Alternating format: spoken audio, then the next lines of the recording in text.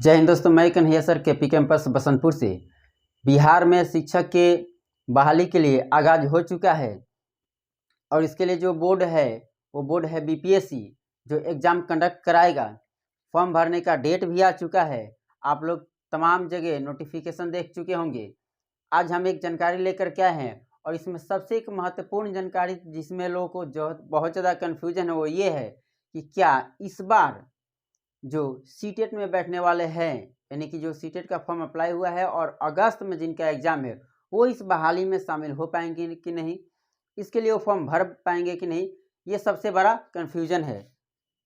तो यहाँ पे हम लिख चुके हैं, यहाँ पे सीटेट अगस्त 2023 वाले को क्या मौका, यानी मौका मिलेगा या नहीं मिलेगा, इसका हम जवाब देंगे। अब ध्यान दीजिए, ये शिक्षक बहाली के लिए टोटल यदि पोस्ट देखा जाए तो टोटल पोस्ट 1,70,461 पोस्ट है। टोटल पोस्ट आप फिर से ध्यान से देख लीजिए, 1,70,461 पोस्ट है। और प्राइमरी में, केवल प्राइमरी में देखा जाए, प्राइमरी कहते हैं 1 to 5 को, 1 to 5 वाले को प्राइमरी के कैटेगरी में रखा जाता है, 1 to 5। यदि प्राइमरी में देखा जाए तो ये टोटल बहाली जो है 79,943, यानी लगभग 80,000 के आसपास ये बहाली है। इसके लिए योग्यता, सबसे बड़ी बात है कि योग्यता, फॉर्म भरने का डेट भी सब कुछ हम बताएंगे, लेकिन थोड़ा सा देखिए योग्यता क्या होना चाहिए। पहला योग्यता ये होना चाहिए कि आप इंटर पास हो और मिनिमम 50% मार्क्स के साथ, इंटर और समकक्ष कोई भी हो, आप उसमें आपका योग्यता होना चाहिए 50% पास के साथ। दूसरा जो है 2 वर्ष का प्राइमरी शिक्षा शास्त्र में डिप्लोमा अर्थात डीएलएड आप किए हों। हालांकि जो लोग बीएड किया है उसको भी मौका इसमें दिया जा रहा है। सरकार इसके लिए या फिर आयोग कहीं से नोटिस में ये जारी नहीं किया है कि बीएड वाले को मौका नहीं मिलेगा, इसका मतलब कि बीएड वाले को भी मौका मिलेगा। अब ध्यान दीजिए, यानी कि मेन तो चाहिए डीएलएड होना चाहिए। डीएलएड नहीं, जो बीएड किया है और वो सीटेट या बीटेट पास किया है, ध्यान दीजिए, बीएड या डीएलएड के साथ सीटेट पास हो या बीटेट पास हो, और वो भी सीटेट और बीटेट में कौन सा पेपर 1 पास होना चाहिए।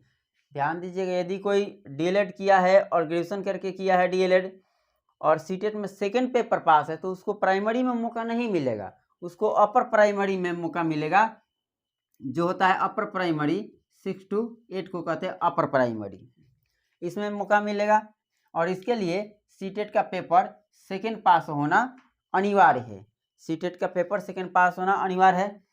अब ध्यान दीजिए, मेनली जो बात है वो ये है कि क्या सीटेट जो अगस्त में इस बार पास किए करेंगे उनको मौका मिलेगा या नहीं मिलेगा। तो ध्यान दीजिएगा, आप सीटेट में जब भी बैठें या जब भी बैठे हो, आपका जो होना चाहिए सीटेट पास होना चाहिए। कब का? तो सीटेट आपका पास होना चाहिए कब? 31 अगस्त 2023 को। तो ध्यान दें, ये जो सीटेट इस बार अप्लाई हुआ है 2023, अगस्त 2023 का जो सीटेट का अप्लाई हुआ है, इसमें तो लोग अगस्त में एग्ज़ाम ही देंगे, तो 31 अगस्त तक कैसे उसका रिजल्ट आ सकता है, क्योंकि वो अगस्त में एग्ज़ाम ही देंगे। अगस्त में एग्ज़ाम शुरू होगा, लगभग इसका एग्ज़ाम 1 माह चलता है, ऑनलाइन एग्ज़ाम होता है, तो लोग इसमें अपेयरिंग नहीं हो सकते हैं।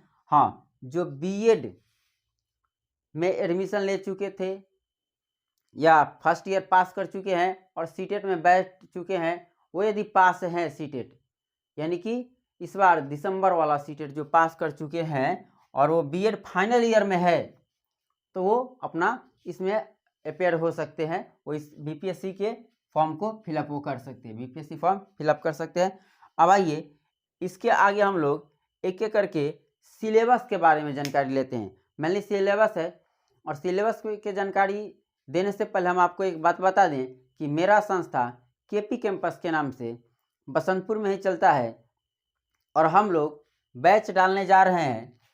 बैच एक नया आ रहा है 6 तारीख से, यानी कि 6 जून 2023 को ये बैच आ रहा है। और बाकी हम इसमें जानकारी दे रहे हैं कि कैसे कैसे उसमें पढ़ाया जाएगा। और ये आप लोग का सिलेबस क्या है, पहले तो सबसे पहले आप लोग सिलेबस के बारे में देख लीजिए। अब सिलेबस के बारे में तो सिलेबस यहाँ पे हम लोग देखेंगे पहले 1 to 5 यानी प्राइमरी विद्यालय के लिए सिलेबस देखेंगे। ये होगा प्राइमरी विद्यालय का जो सिलेबस होगा SCRT बेस्ड होगा, यानी कि जो बुक है क्वेश्चन तो उसी के सिलेबस के अकॉर्डिंग रहेंगे, लेकिन जो लेवल रहेगा वो कम से कम आपके लास्ट एजुकेशन यानी फर्स्ट एजुकेशन क्वालिफिकेशन के अनुसार, यानी कि मिनिमम एजुकेशन क्वालिफिकेशन के अनुसार। और मिनिमम एजुकेशन क्वालिफिकेशन जो प्राइमरी के लिए है वो है आपका इंटर प्लस DLED, यानी कि इंटर तक के प्रश्न आपसे हो सकते हैं, इंटर तक के लेवल का, ना कि इंटर से प्रश्न आपको उठा के दिया जाएगा। ठीक है बात। तो 2 पेपर होंगे।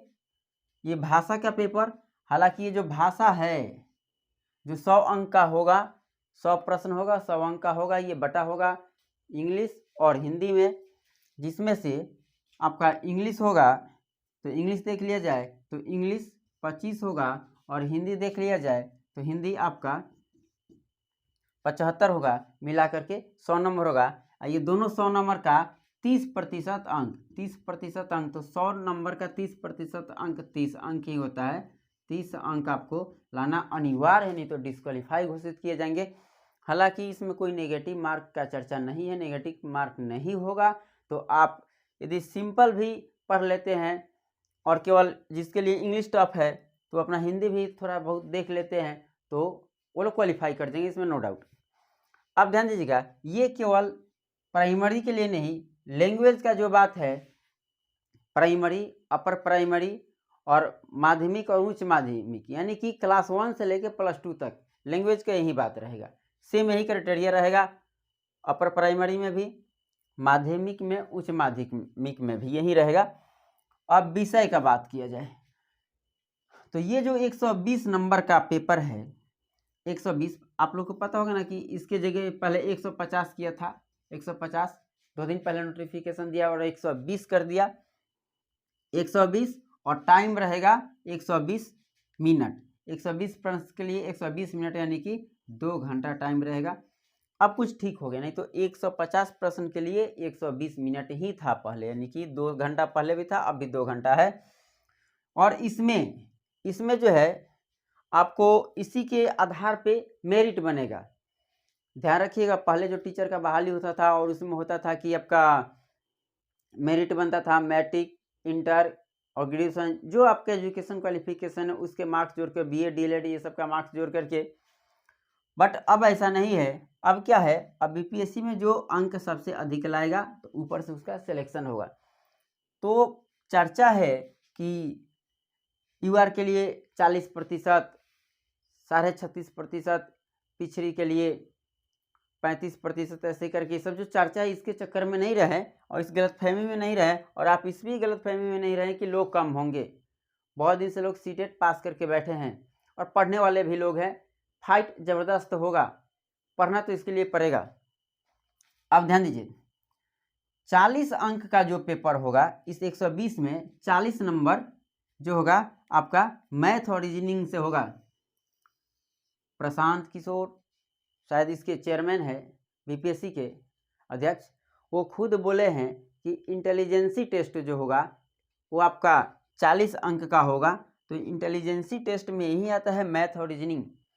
आप लोग सेंट्रल SSC का एग्ज़ाम देते होंगे, CGL, LDC, MTS, UDC का एग्ज़ाम देते होंगे, उसमें लिखता है इंटेलिजेंसी टेस्ट। तो वहाँ पे इंटेलिजेंसी टेस्ट में आप विस्तार से देखें तो मैथ रीजनिंग ही रहता है, और स्पष्ट बोले हैं कि मैथ रीजनिंग ये रहेगा।